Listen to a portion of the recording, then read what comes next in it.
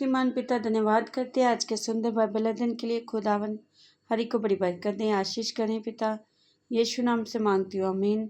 हम पढ़ेंगे दूसरा इतिहास 6 अध्याय, सुलेमान का प्रवचन। तब सुलेमान कहने लगा, यहोवा ने कहा था कि मैं घोर अंधकार में वास किए रहूँगा, परंतु मैंने तेरे लिए एक वासस्थान वरन ऐसा दृढ़ स्थान बनाया है जिसमें तू युग युग रहे।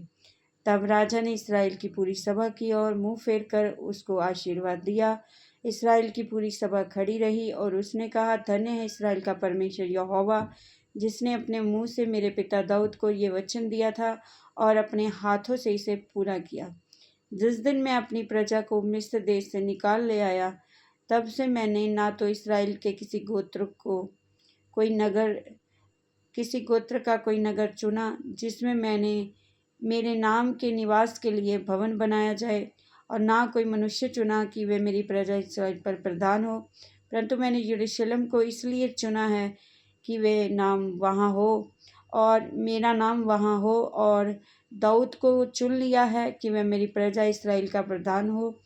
मेरे पिता दाऊद की ये इच्छा थी कि इस्राएल के परमेश्वर यहोवा के नाम का एक भवन बनवाए, परंतु यहोवा ने मेरे पिता दाऊद से कहा, तेरी जो इच्छा है कि यहोवा के नाम का एक भवन बनाए, ऐसी इच्छा करके तूने भला तो किया, तो भी तू इस भवन को बनाने ना पाएगा। तेरा जो निज पुत्र होगा वही मेरे नाम का भवन बनाएगा। ये वचन जो यहोवा ने कहा था उससे उसने पूरा भी किया है, और मैं अपने पिता दाऊद के स्थान पर उठकर यहोवा के वचन के अनुसार इस्राएल की गद्दी पर विराजमान हूँ, और इस्राएल के परमेश्वर यहोवा के नाम के इस भवन को बनाया है। इसमें मैंने उस संदूक को रख दिया है जिसमें यहोवा की एक वह वाचा है जो उसने इसराइलियों से बांधी थी, मंदिर के अर्पण की प्रार्थना। तब वह इसराइल की सारी सभा को देखते यहोवा की वेदी के सामने खड़ा हुआ और अपने हाथ फैलाए। सुलेमान ने 5 हाथ लंबी, 5 हाथ चौड़ी, 3 हाथ ऊंची पीतल की एक चौकी बनाकर आंगन के बीच रखवाई थी। उसी पर खड़े होकर उसने सारे इस्राएल की सभा के सामने घुटने टेककर स्वर्ग की ओर हाथ फैलाए और कहा, हे यहोवा इस्राएल के परमेश्वर, तेरे समान ना तो स्वर्ग में ना पृथ्वी पर कोई ईश्वर है। तेरे जो दास अपने सारे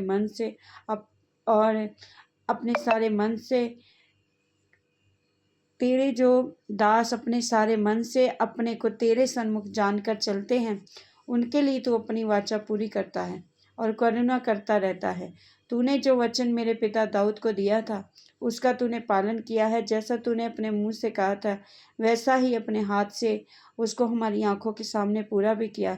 इसलिए अब इस्राएल के परमेश्वर यहोवा, इस वचन को भी पूरा कर जो तूने अपने दास मेरे पिता दाऊद को दिया था। तेरे कुल ने मेरे सामने इस्राएल की गद्दी पर विराजने वाले सदा बने रहेंगे। ये हो कि जैसे तू अपने को मेरे सन्मुख जानकर चलता रहा, वैसे ही तेरे वंश के लोग अपनी चाल चलन में ऐसी चौकसी करें कि मेरी व्यवस्था पर चलें। अब हे इस्राएल के परमेश्वर यहोवा, जो वचन तूने अपने दास दाऊद को दिया था वह सच्चा किया जाए। परंतु क्या परमेश्वर सचमुच मनुष्यों के संग पृथ्वी पर वास करेगा? स्वर्ग में वरन सबसे ऊंचे स्वर्ग में भी तू नहीं समाता, फिर मेरे बनाए हुए इस भवन में तू कैसे समाएगा? तो भी हे मेरे परमेश्वर यहोवा, अपने दास की प्रार्थना गिड़गिड़ाहट की ओर ध्यान दे और मेरी पुकार और प्रार्थना सुन जो मैं तेरे सामने कर रहा हूँ। वे ये है कि तेरी आंखें इस भवन की ओर और इस स्थान की ओर जिसके विषय में तूने कहा है मैं उसमें अपना नाम रखूंगा, रात दिन खुली रहें। और जो प्रार्थना तेरा दास इस स्थान की ओर करे उसे तू सुन ले। अपने दास और अपनी प्रजा इस्राएल की प्रार्थना जिसको वे स्थान की और मुंह किए हुए गिड़गिड़ाकर करें, उसे सुन लेना। स्वर्ग में से जो तेरा निवास स्थान है सुन लेना और सुनकर क्षमा करना। जब कोई मनुष्य किसी दूसरे के विरुद्ध अपराध करे और उसकी शपथ खिलाई जाए और वे खाकर इस भवन में तेरी वेदी के सामने शपथ खाए, तब तू स्वर्ग में से सुनना और मानना, अपने दासों का न्याय करके दुष्ट को बदला देना और उसकी चाल उसी के सिर पर लौटा देना, और निर्दोष को निर्दोष ठहराकर उसके धर्म के अनुसार उसको फल देना। फिर यदि तेरी प्रजा इस्राएल तेरे विरुद्ध पाप करने के कारण अपने शत्रु से हार जाए और तेरी ओर फिरकर तेरा नाम माने और इस भवन में तुझसे प्रार्थना करे और गिड़गिड़ाए, तो तू स्वर्ग से सुनना और अपनी प्रजा इस्राएल का पाप क्षमा करना और उन्हें इस देश में लौटा ले आना जिसे तूने उनको और उनके पुरखाओं को दे दिया है। जब वे तेरे विरुद्ध पाप करें और इस कारण आकाश इतना बंद हो जाए कि वर्षा ना हो, ऐसे समय यदि वह इस स्थान की ओर प्रार्थना करके तेरे नाम को माने और तू जो उन्हें दुख देता है इस कारण वे अपने पाप से फिरे, तो तू स्वर्ग में से सुनना और अपने दासों और अपनी प्रजा इस्राएल के पाप को क्षमा करना।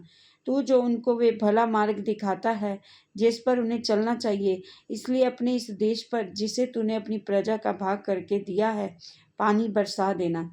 जब इस देश में अकाल या मरी या जुलस या हो या गिरोही या टिड्डियाँ या कीड़े लगें या उनके शत्रु उनके देश के फाटकों में उन्हें घेर रखें या कोई विपत्ति या रोग हो, तब यदि कोई मनुष्य या तेरी प्रजा इस्राएल जो अपना अपना दुख और अपना अपना खेद जानकर गिड़गिड़ाहट के साथ प्रार्थना करके अपने हाथ इस भवन की ओर फैलाए, तो तू अपने स्वर्गीय निवास स्थान से सुनकर क्षमा करना और एक एक के मन की जांच कर उनकी चाल के अनुसार उसे फल देना।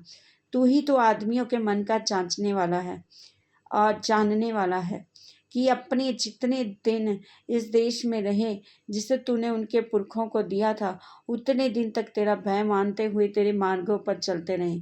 फिर परदेसी भी जो तेरी प्रजा का इस्राएल का ना हो, जब वे तेरे बड़े नाम और बलवंत हाथ और बढ़ाई हुई भुजा के कारण दूर देश से आए और आकर इस भवन की ओर मुंह किए हुए प्रार्थना करे, तब तू अपने स्वर्गीय निवास स्थान में से सुने और जिस बात के लिए ऐसा परदेशी तुझे पुकारे उसके अनुसार करना, जिससे पृथ्वी के सब लोग तेरा नाम जानकर तेरी प्रजा इस्राएल के समान तेरा भय माने और निश्चय जाने कि ये भवन जो मैंने बनाया है वे तेरा ही कहलाता है।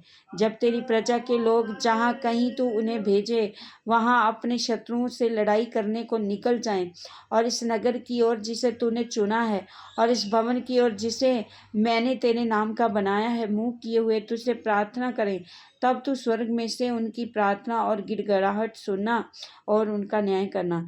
निष्पाप तो कोई मनुष्य नहीं है।